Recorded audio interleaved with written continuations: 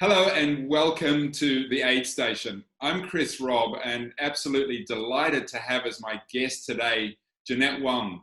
Jeanette and I go back about 15 years ago. We first met in Singapore when she was then working for the Straits Times.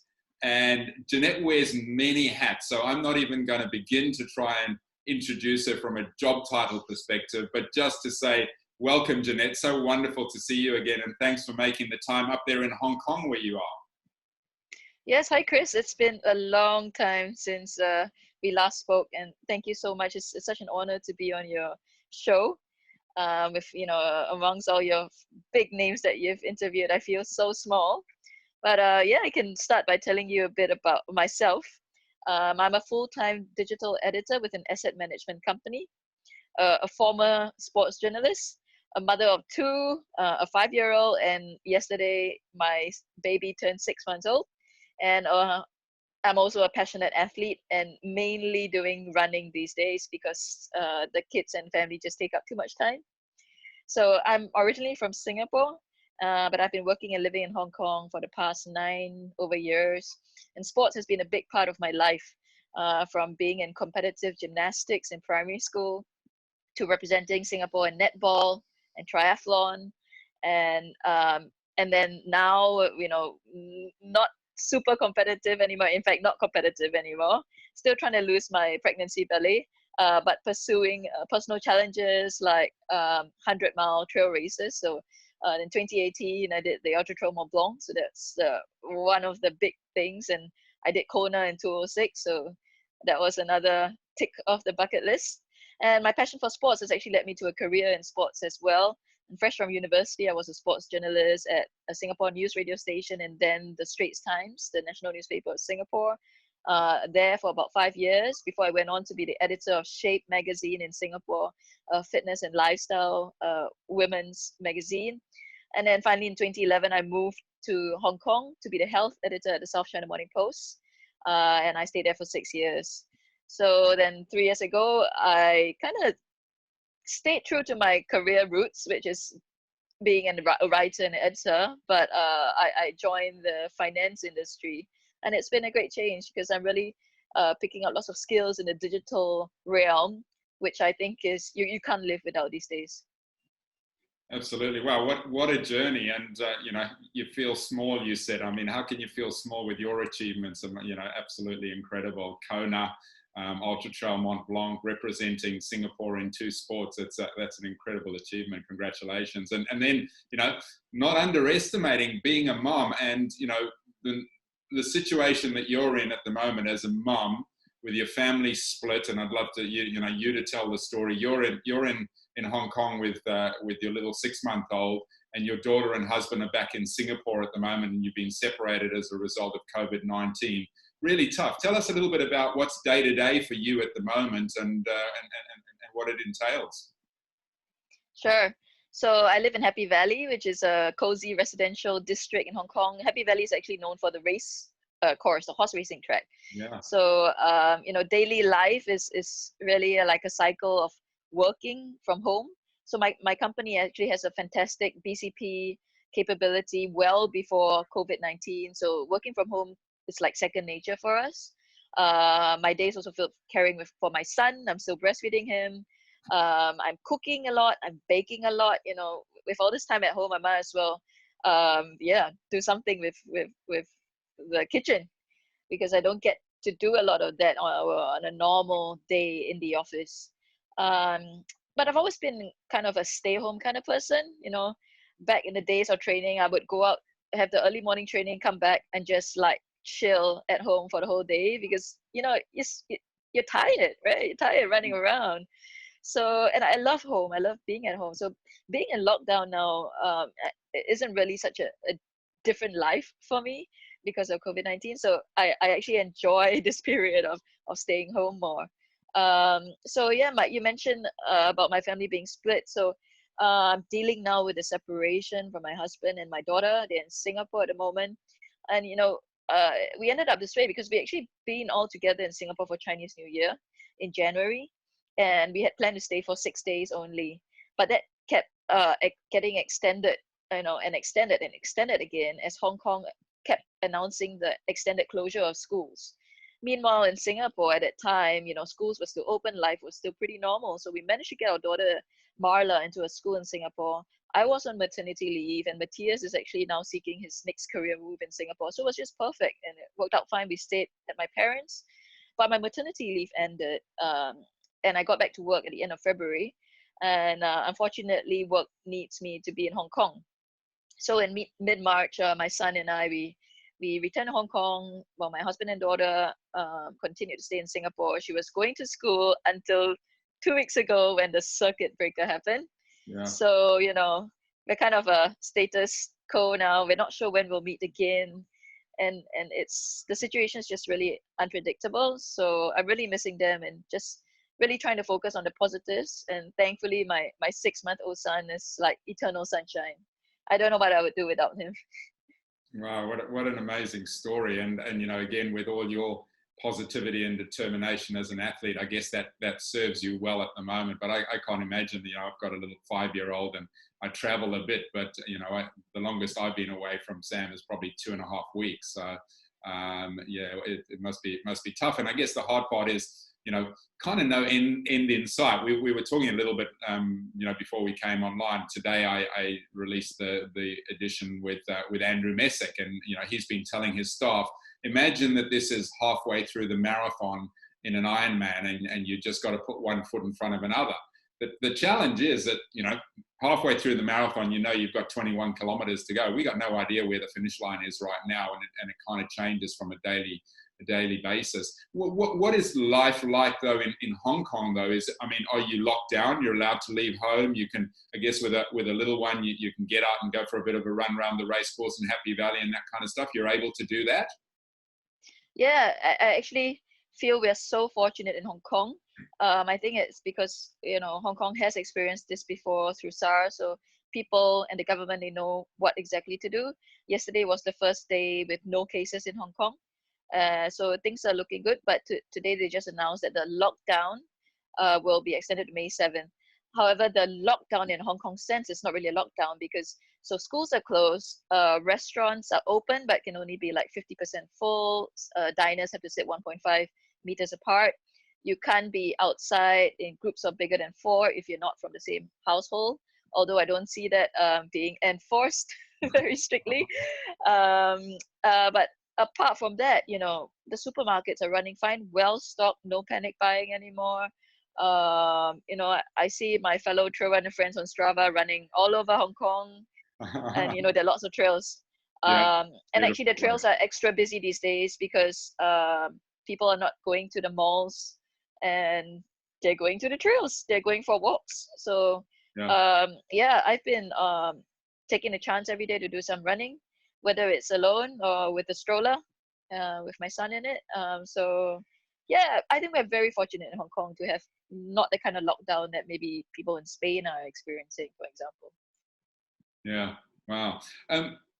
As an endurance athlete and an elite athlete, you've learned lots about yourself as you've gone through, I'm sure, Kona, that time where you're, pushing yourself. I find in endurance events, you learn more and more about yourself. But has there been anything that you've kind of discovered about yourself while you've been in lockdown that's surprised you? And in your situation, there's so many people having tough situations, but yours is, yours is quite unusual as well in terms of the separation, although maybe not so. I'm sure there's many families around the world that are separated, but not with a kid of 6 months type of thing.